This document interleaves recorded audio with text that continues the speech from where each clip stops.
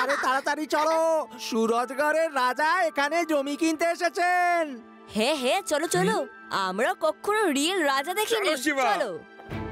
রাজা মশাই, এই দেখুন, এই পাহাড় থেকে ওই পাহাড় পর্যন্ত যা জমি ও সবটাই আপনার। ভালো কথা, গুড, ভেরি গুড।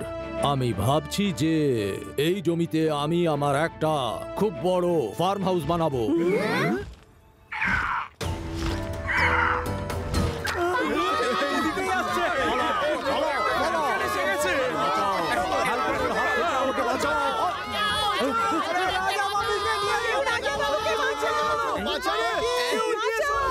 আমি শিবা, শিবা, শিবা, হেল্প শিবা। আপনারা চিন্তা করবেন না, আমি এক্ষুনি আসছি। শিবা, আমিও তোমার সাথে আসছি, তুমি ভয় পেও না, দাঁড়াও।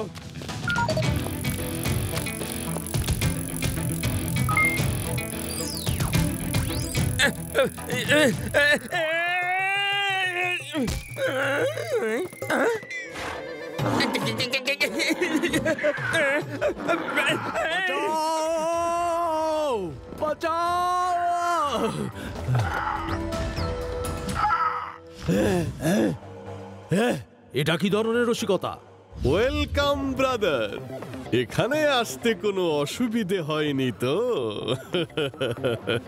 আমাদের কথা তো চলতেই থাকবে, তার আগে এটা দেখে নি যে এটা কি জিনিস।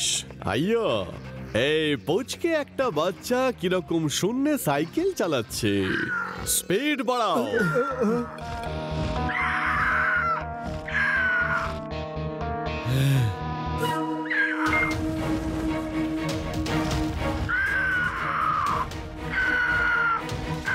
আইয়ো, এই বাচ্চাটাকে দূরে সরাও, কিছু করো, ডু সামথিং। Yes boss. হ্যাঁ বস।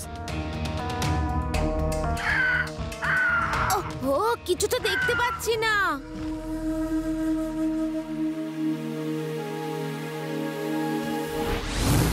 ওই বাজ পাখিটা আসল নয়, ফ্যালকন এত বড় হতে পারে না। কিন্তু কিন্তু ওকে দেখতে কিন্তু আসলই মনে হচ্ছিল। আরে লাড্ডু সিং স্যার, আপনি তো কমান্ডো কোর্স করেছেন, আপনি তদন্ত করুন না। আরে আরে আমি কমান্ডো কোর্স করেছি, ভবিষ্যৎবাণী তো আর শিখিনি যে বলে দেব রাজা মশাই কোথাও উধাও হয়ে গেছে। এটা শুনে আমার মনে পড়লো যে একবার আমাদের গ্রামে খুব চুরি হচ্ছিল। যখন চোরকে কিছুতেই ধরা যাচ্ছিল না, তখন আমি একটা বুদ্ধি করে খবর ছড়িয়ে দিলাম যে গ্রামের মোড়ল কিছুদিনের জন্য গ্রামের বাইরে গিয়েছে। সবাই জানতো যে গ্রামের মোড়লের বাড়িতে অনেক টাকা পয়সা ও গয়নাগাটি রয়েছে। এই খবরটা যখন চোরের কানে গেল, তখন রাত্রে চোর চুরি করতে এলো, আর আমরা সবাই মিলে তাকে ধরে ফেললাম, আর তাকে লাঠি দিয়ে উদ্যম মধ্যম খুব মারলাম। তখন চোরটাই যে সব চুরি করেছে সেটা স্বীকার করে নিল। আরে বাহ আদি, তুমি তো অবাক করে দিলে, তুমি তো আমাদের রাস্তা বলে দিলে। ইয়েস আদি, তুমি আমাদের রাস্তা বলে দিয়েছো। You are intelligent.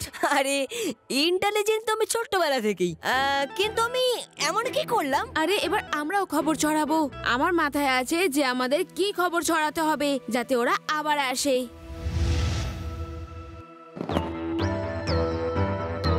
তোমার এত দুঃসাহস যে তুমি সুরজগড়ের রাজাকে ধরে এনেছো? তোমাকে তো আমি জেল করিয়ে দেবো। রাজা বাবু, এখন এই রাগ ছাড়ুন, সুরজগড়ের কথাও ছাড়ুন, ওখানকার রাজ্য পাঠের দায়িত্ব আমাকে দিয়ে দিন। আমি তো তোমার ভাই, বাবা তো সবকিছু তোমার নামে করে দিয়ে চলে গেছেন। আরে সৎ হলেও তো আমি তো তোমার ভাই, আমারও তো একটা ভাগ আছে, তাই না? যেহেতু তুমি খারাপ পথে আছো, তোমার ভিতরে এই পৃথিবীর যত খারাপ অভ্যাস আছে, যাতে তুমি সবকিছু নষ্ট না করে ফেলো, সেই জন্যই বাবা তোমাকে কিছুই দেননি। আইয়ো আমার প্রিয় রাজা বাবু, তোমার যা খুশি তুমি তা বলতে পারো, কিন্তু এখন আমার অর্ধেক নয়, পুরো রাজ্যটাই চাই। তাই চুপচাপ সব পেপারে সাইন করে এই সব কিছু আমার নামে করে দাও, নাহলে আমি তোমাকে শেষ করে দেব, আর তারপর ওই পুরো রাজ্যের উত্তরাধিকারী হয়ে যাব। তারপর সব কিছু আমার হয়ে যাবে।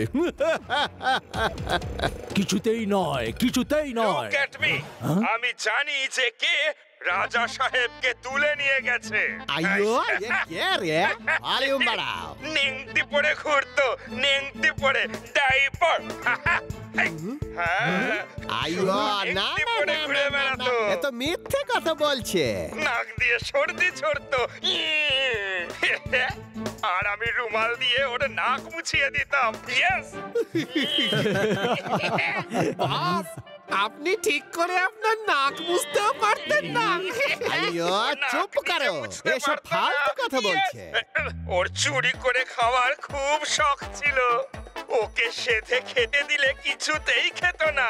জানলা দিয়ে ঢুকে রান্নাঘরে গিয়ে চুরি করেও খাবার খেত। বস, চুরি করা তাহলে আপনার পুরনো অভ্যাস। আইয়ো চুপ করো। মিথ্যে কথা বলায় তো একেবারে এক্সপার্ট ছিল। পৃথিবীর যে কোনো খারাপ কাজ বলো, সব ছিল ওর বাহাতের কাজ। আমি ভয় পেতাম না। আমি ওর কান ধরে হিড় করে টেনে নিয়ে যেতাম।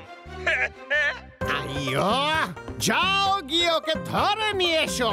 এ কে রে? কাল আমি প্রেস কনফারেন্সে ওকে এক্সপোজ করব। এক্সপোজ। আইয়ো আই ওয়ান্ট টু নো এ কে রে? আরে আমিও তোমাদের সঙ্গেই যাব একে তুলে আনতে। শিবা, ও আসবে তো? আসা তো উচিত, যদি ওরা নিউজ দেখে থাকে। না হলে আমরা অন্য কিছু ভাববো। শিবা, তুমি আমাকে বাঁচিও কিন্তু।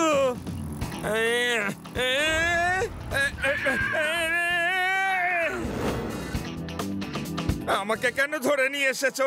হ্যাঁ, কি করেছি আমি? আগে এটা বলো যে তুমি কে? তুমি টিভিতে কি সব ফালতু কথা বলছিলে যে তুমি আমাকে নেংটি পরে ঘুরতে দেখেছো। তুমি নাকি আমার নাক মুছে দিতে। তুমি কে বলো তো? আমি তো তোমাকে চিনি না। আরে আমি হলাম ইন্সপেক্টর লাড্ডু সিং। লাড্ডু সিং এখান থেকে 50 কিলোমিটার দূরে যখন কোনো চোর চুরি করতে যায়, তখন লোকে তাকে বলে চুরি করো না, নয়তো লাড্ডু সিং এসে যাবে। আর চোর চুরি করা ছেড়ে দিয়ে সাধু হয়ে যায়। ও তো আমাকে ধরার জন্য চাল চলেছিলে, কিন্তু চাল তো উল্টা হয়ে গেছে। আমাকে ধরার বদলে তুমি ধরা পড়ে গেছো। না না না না না না না, আমি ধরা পড়িনি। শিবা এখনই আসছে তোমাকে ধরতে। এখানে কেউ পৌঁছতে পারবে না। একবার পিছু নিয়েছিল, কিন্তু ওকে এখান থেকে পালাতে হয়েছিল। আর ও যদি আবার আসে, I will finish him. Hello, attention please. আরে তুমি এখানেও পৌঁছে গেলে? আগে হ্যাঁ, এখানে আসার জন্যই তো আমরা এই প্ল্যানটা করেছিলাম। Laddu Singh sir, arrest them. Inspector Laddu Singh, তুমি এই ছোট বাচ্চাটাকে কেন এনেছো? আনলেই যদি পুরো পুলিশ ফোর্স আনা উচিত ছিল। রাজা মশাই, ও একাই একটা আস্ত পুলিশ ফোর্সের সমান। এই একটা পুচকে, তা আবার পুরো পুলিশ ফোর্সের সমান। পুচকে বলো না কাকা। শিবা, আমি হলাম শিবা।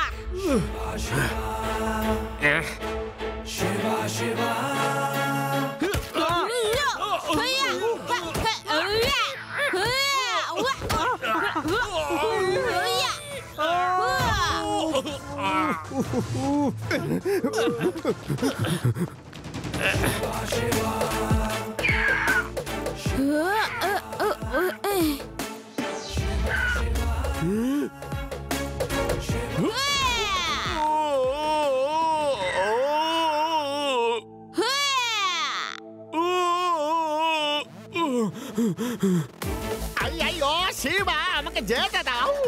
তুমি যা চাইবে আমি দেব। Promise, promise. কোথায় পালাচ্ছ আঙ্কেল?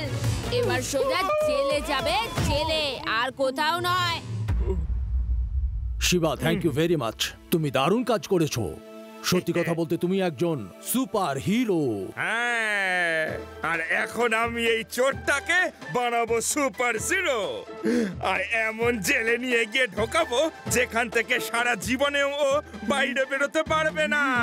ওর অনেক স্বপ্ন তো রাজা হওয়ার, আমি এবার ওকে জেলের ভিতর রাজা ভিখারি বানাবো আমার তন্দুরি ডান্ডাটা দিয়ে। হেই, হেই, হেই, চল।